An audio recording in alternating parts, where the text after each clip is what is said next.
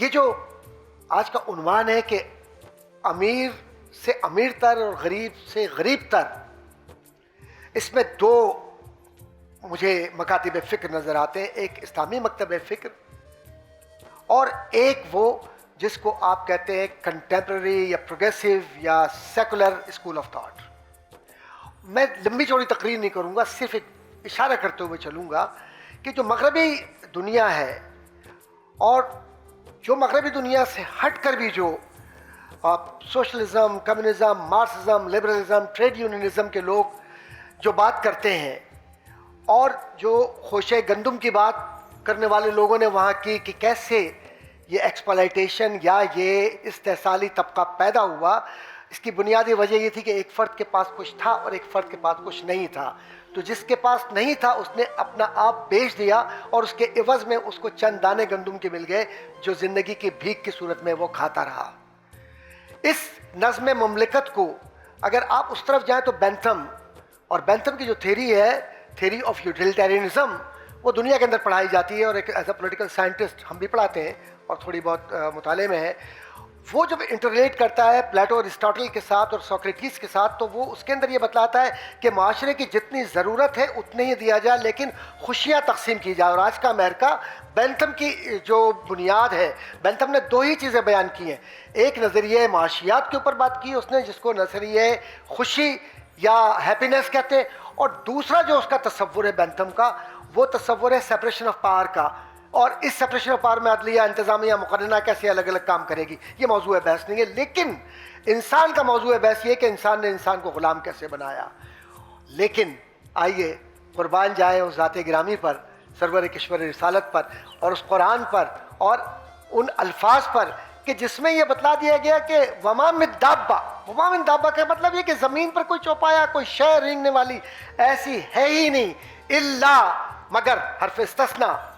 اب یہ حرف استثناء کس طرف اشارہ ہے کہ اس کے رزق کی ذمہ داری رب نے نہ لی ہو۔ اب یہ رب کریم نے تو انسان کو معاشرتی تضادات سے پاک پیدا کیا، اور وہ جو کارل مارکس نے اشارہ کیا تھا اور جس طرف میں نے پہلے بھی ہم دونوں بھائیوں نے بات کی تھی کہ وہ جو کلاس ہے جس کو اسٹرگل کلاس کہتے ہیں، اور ہیو اور ہیو ناٹ، جس کے پاس کچھ ہے اور کچھ نہیں ہے، قرآن کریم نے واضح طور پر ایک انسان کو یہ بتلا دیا وَلَقَدْ كَرَّمْنَا بَنِي آدم، ہم نے تو بنی آدم کو تکریم کے ساتھ پیدا کیا ہے، اور اس کو وہ اس کی سرشت میں کچھ ڈال دیا جو ہم چاہتے ہیں۔ اب مکلف ہونے کے بعد اگر اس نے کسی فرد کے ذاتی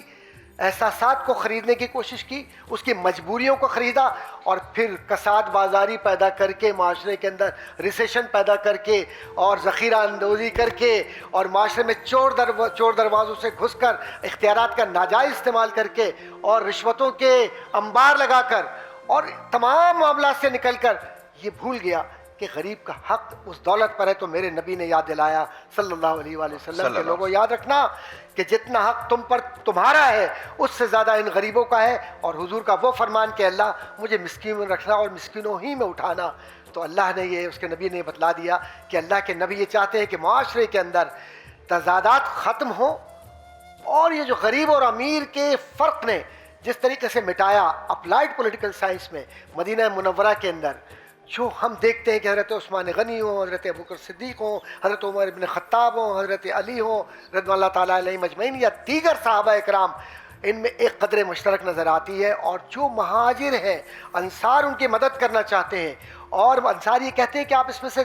زر تقسیم کر لیجئے، ہم سے اشیاء لے لیجئے، اور ہمارے جو در و دیواریں ان کی بھی ہم تقسیم کر دیں گے، لیکن ہم چاہتے ہیں کہ آپ لیں۔ تو ان کی غیرت ایمانی میں ایک بات ہے، انہیں دولت کی محبت نہیں ہے۔ انہوں نے کہا ہے کہ انما المؤمنون اخوہ کا رشتہ ہو گیا، لیکن ہم آپ پر بوجھ نہیں بنیں گے، ہم چاہتے ہیں کہ یہ دولت جو اللہ کی امانت ہے معاشرے کی تقسیم سے بچائے اور معاشرے میں عدل و انصاف۔ اسی لیے لا آف ایکوٹی اور لا آف ایکولیٹی، آج لا آف ایکولیٹی نظر آتا ہے،